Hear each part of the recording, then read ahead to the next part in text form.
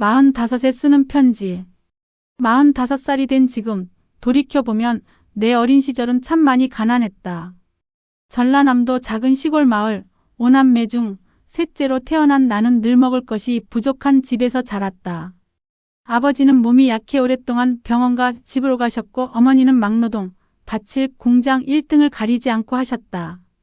바나나 하나를 사도 5으로 꼭 나눠야 했던 우리 집. 학교 준비물도 제대로 못 챙기고 문제집 한 권도 마음대로 살 수 없었던 나는 자연스럽게 소극적이고 자존감이 낮은 아이로 자랐다.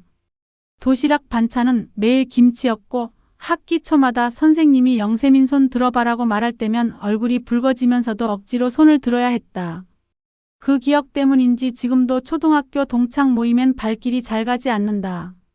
가난이 부끄러운 일이 아니란 걸 머리로는 알면서도 그때 나는 그냥 싫었다. 왜 이렇게 많이 낳으셨냐고 속으로 부모님을 원망하기도 했다. 어느 날 친구를 따라 피아노 학원에 간 적이 있었다. 가기 싫다고 투정 부리는 친구가 그렇게 부러울 수가 없었다. 레슨 받는 친구를 옆에서 바라보며 건반을 몇 번 눌러봤다가 원장 선생님께 혼이 났다. 그래서인지 지금도 피아노를 보면 가슴 한켠이 먹먹해진다. 중학교에 들어가서도 사정은 다르지 않았다. 학원 한 번 다녀본 적 없었고 엄마께 교재값이나 납부금을 말씀드릴 때마다 마치 내가 죄를 짓는 것 같은 기분이었다. 5남매가 2살 터울이라 돈 생기는 순서대로 납부금을 냈고 그때마다 교무실에 불려가 선생님 앞에서 말 한마디 못하고 눈물만 흘렸다. 그래도 행복한 기억도 있다. 17살 친구 따라 처음으로 피자집에 갔던 날. 늘 소박한 밥상에 익숙했던 내가 피자를 한 입 빼어 물던 그 순간 세상이 달라 보이는 것 같았다. 그 맛은 지금도 잊혀지지 않는다. 고등학교 1학년 때 어머니가 드디어 집을 장만하셨다. 마당도 있고 안채와 별채까지 갖춘 집이었다. 내가 꿈꾸던 과실나무도 몇 그루 있었다. 하지만 형편이 나아진 건 아니었고 나는 결국 치킨집 아르바이트로 대학 등록금을 마련했다. 대학에 다니는 동안에도 방학마다 일해서 학비를 보탰다. 그렇게 직장 생활을 하고 결혼해서 고향을 떠나 살고 있다. 두 아이의 엄마가 되고 나서야 비로소 알게 됐다. 우리 어머니가 얼마나 대단한 분인지를. 70이 넘은 나이에도 어머니는 대학교 청소 일을 하신다. 무릎이 아프시니 그만하시라고 해도 할 수 있을 때까지 하신다고 하신다.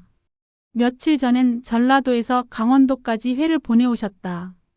왜 보내셨어요? 엄마나 드시지라고 했더니 우리 막내딸 생각나서. 딸이랑 사위가 도란도란 소주 한잔 하면 좋겠다고 하셨다. 엄마 철없던 시절에 많이 원망했어요. 사춘기 때는 심한 말도 했죠. 정말 죄송해요. 그때는 형제가 많은 게 싫었는데 지금은 그게 얼마나 든든한 일인지 알아요. 엄마 자리가 얼마나 힘든 자리인지도요. 그리고 얼마나 위대한 자리인지도요. 어려운 상황에서도 끝까지 저희 곁에 있어 주셔서 감사합니다. 엄마 사랑하고 존경합니다. 두 번째 사연. 엄마의 100만 원. 오늘 통장으로 조금 보냈으니 옷도 사입고 겨울인데 박서방이랑 몸도 좀 챙겨. 그리고 박서방이 집에서 쉬고 있다고 기죽이는 말하면 안 된다. 많이 해주지 못해서 미안해. 전화를 끊고 통장을 열어보니 100만 원이 들어와 있었다. 작년 이맘때 25이라는 어린 나이에 결혼하겠다고 했을 때 엄마는 반기지 않으셨다. 회사에 다닌 지 채 1년도 안 된 딸이 결혼을 한다니 당황하셨을 텐데 임신한 딸을 차마 말릴 수는 없으셨다. 시장에서 과일을 팔아 한 푼, 두 푼 모은 돈으로 혼수며 예단까지 직접 챙겨주신 엄마. 맏딸인 내가 효도를 해드려야 할 텐데 이렇게 또 손을 벌리고 말았다. 내 학자금 대출도 아직 엄마가 갚고 계신데 남편은 2달째 실직 상태다. 하루에도 몇 번씩 일자리를 찾아 나서는 남편의 마음을 누구보다 잘 안다. 얼마나 힘들겠어. 스스로를 다독이지만 빈손으로 돌아오는 남편 얼굴을 보면 나도 모르게 날이 선말이 나오고 만다. 5달 된 딸아이 분유값, 기저귀값, 주사값까지 쌓이는 지출에 한숨이 절로 나온다. 어제는 오래 벼르던 말을 꺼냈다. 자기야, 낮에 잠깐 애기 좀 봐줄 수 있어? 아는 언니 가게에서 좀 도와달래. 자기가 다시 일할 때까지만 잠깐 나가볼게. 겨울 난방비도 만만치 않잖아. 내 말을 다 들은 남편은 한참 입을 다물었다가 말했다. 이번 달까지만 기다려봐. 그래도 안 되면 그때 그렇게 해. 늘 씩씩하고 자신감이 넘치던 남편이 기가 꺾인 채 내뱉은 말에 순간 내가 왜 그런 말을 했을까 후회가 밀려왔다. 아직 31, 다시 시작할 수 있는 나이인데 내가 너무 길을 꺾어버린 것 같아 마음이 무거웠다. 엄마가 보내주신 100만 원을 두고 한참 고민했다. 이번 달 생활비로 써야 할까? 아이 겨울 점퍼를 사줄까? 갖고 싶었던 식탁 의자를 살까? 고민 끝에 생각했다. 어차피 생각지도 못한 돈이니 오랜만에 남편을 위해 써보자. 시장에 나가 사골과 삼겹살 한 근을 샀다. 부엌에서 사골을 끓이는 나를 보고 남편이 눈을 동그랗게 뜨며 물었다. 웬 사골이야? 엄마가 오늘 돈 보내주셨어.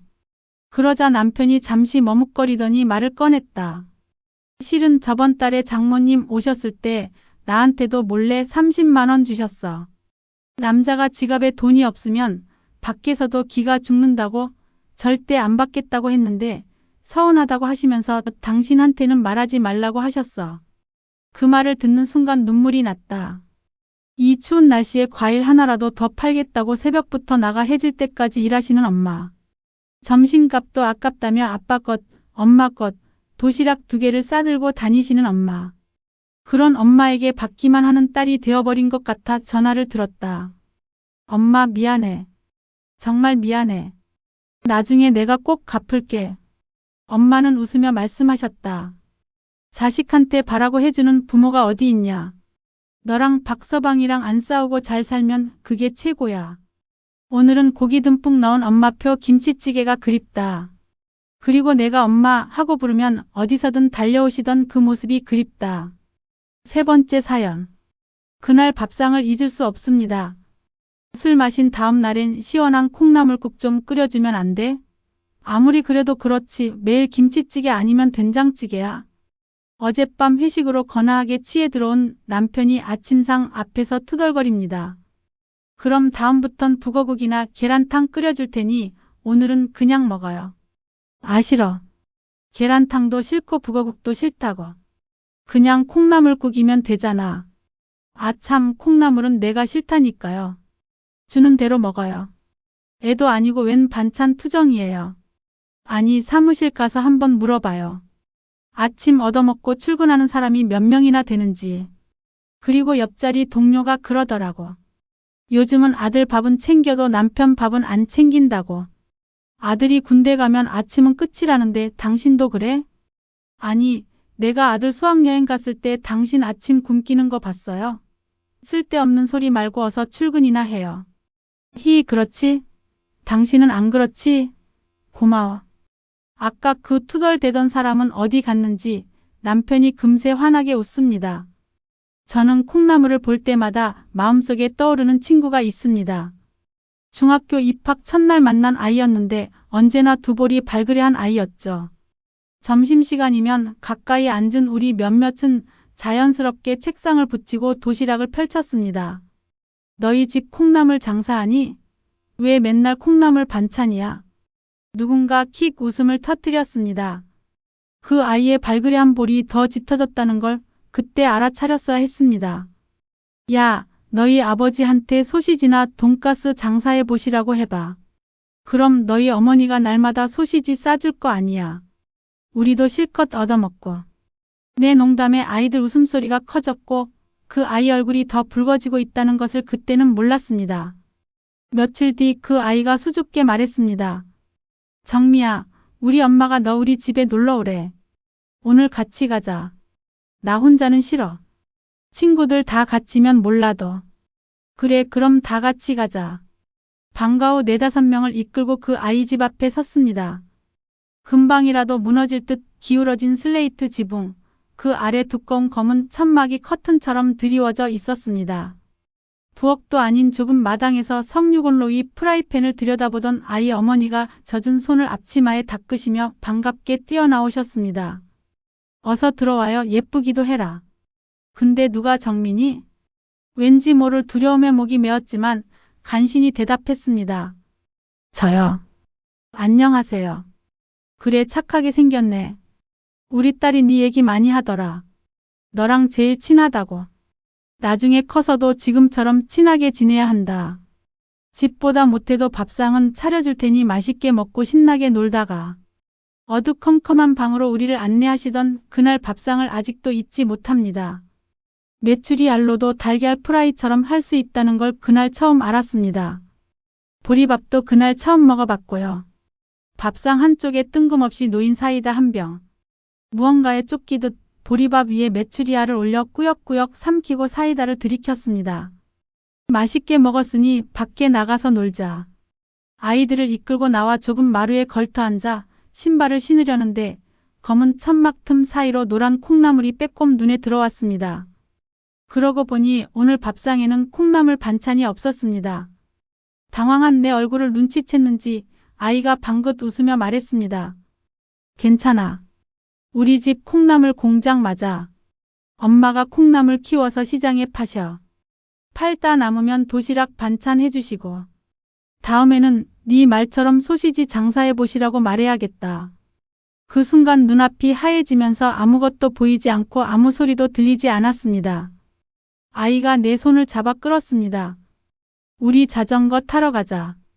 친구들과 우르르 몰려나가 아무렇지 않은 척 깔깔대며 뛰어놀았지만 그날 이후 그 아이를 보면 내 볼이 불에 댄 듯 달아올라 똑바로 쳐다볼 수가 없었습니다. 노란 콩나물을 볼 때마다 그 아이 얼굴과 내 죄책감이 함께 떠올라 지금도 마음이 편치 않습니다. 친구야, 미안해. 그때 너무 당황해서 미안하다는 말 한마디도 못했네. 어머니 죄송해요. 커서도 친하게 지내라고 하셨는데 끝내 지키지 못했네요. 친구야, 내 볼이 예쁘게 붉었던 것처럼 내 삶에도 분홍빛 꽃물이 들어 행복하길 바란다. 잘 지내고 있지? 4번째 사연. 늦은 고3. 저는 환경 미화 일을 하면서 고등학교 3학년에 다니고 있습니다. 그리고 지금 매우 행복합니다. 돈이 많아서가 아닙니다. 어릴 적 학교에 가지 못했던 저는 학창 시절이라는 걸 경험해보지 못한 채 신이 넘도록 학교를 가슴 한켠에 품고 살았습니다. 그러던 어느 날 신문에서 작은 광고 하나를 발견했습니다. 성인을 위한 중고등학교 학생을 모집한다는 내용이었습니다. 그 글을 읽는 순간 심장이 요동치는 것을 느꼈습니다. 망설임 없이 전화를 들었고 마침내 중학교에 입학했습니다. 낮에는 직장에 나가고 밤에는 야간 학교에 다녔습니다. 요즘은 중학교가 의무 교육이라 부담도 크지 않았고 오랫동안 꿈꿔왔던 교실 안에서 공부할 수 있게 되었습니다. 처음 교실 문을 열고 들어서던 날 가슴이 얼마나 떨리던지 말로 다 표현하기가 어렵습니다. 기쁜 나머지 실수도 여러 번 했습니다. 담임 선생님과 다양한 나이의 학우들이 함께해서 하루하루가 즐거웠습니다. 생전 처음 마주하는 수학 기호와 영어 단어들이 눈에 들어올 때마다 신기하고 신이 났습니다. 세월은 참 빨라서 어느새 중학교를 졸업하고 고등학교에 진학했습니다. 힘들고 지치는 날도 많았지만 시작이 반이라는 말처럼 버텨왔고 어느덧 4년이라는 시간이 흘러 내년 2월이면 졸업을 앞두고 있습니다. 제 어린 시절을 돌아보면 마음이 먹먹해집니다. 또래 친구들이 교복을 입고 학교에 가는 모습을 보면 부끄러워서 밖에도 나가지 못했습니다. 학교를 마친 친구들이 335 골목을 지나올 때면 몸을 숨기고 다 지나갈 때까지 나오지 못했습니다. 그런 소심한 소녀였습니다. 저도 중학교에 가고 싶었습니다. 하지만 그 시절엔 초등학교도 중학교도 회비가 있었고 입에 겨우 풀칠하며 살던 집안 형편의 중학교는 엄두조차 낼 수 없었습니다. 남의 집에서 잔심부름을 하다가 기회를 찾아 부산이라는 큰 도시로 올라왔습니다. 그곳에서 직장 생활을 하다 남편을 만나 결혼했고 딸과 아들 남매를 낳았습니다. 딸은 벌써 결혼했고 아들도 내년에 결혼한다고 합니다. 이만하면 충분히 잘 살아온 것 같습니다. 앞으로는 건강을 잘 챙기며 주변에 도움이 되는 삶을 살고 싶습니다. 그리고 한 가지 더 자랑하고 싶은 것이 있습니다. 신이 넘은 나이에 운전면허에 도전해서 당당히 합격했고 지금은 제가 직접 운전해서 학교에 다니고 있다는 사실입니다. 우리나라가 가장 어렵던 시절에 태어난 베이비붐 세대, 특히 시골에서 자란 저희 세대는 저마다 사연이 많습니다. 그럼에도 지금까지 포기하지 않고 도전해온 제 자신이 참 대견하고 자랑스럽습니다. 얼마 전에는 교복을 입고 찍은 사진을 모바일 메신저에 올렸습니다. 앞으로도 무엇이든 배우고 도전하며 저를 필요로 하는 곳에서 보탬이 되는 삶을 살아갈 것입니다. 저는 제 인생 충분히 성공했다고 생각합니다.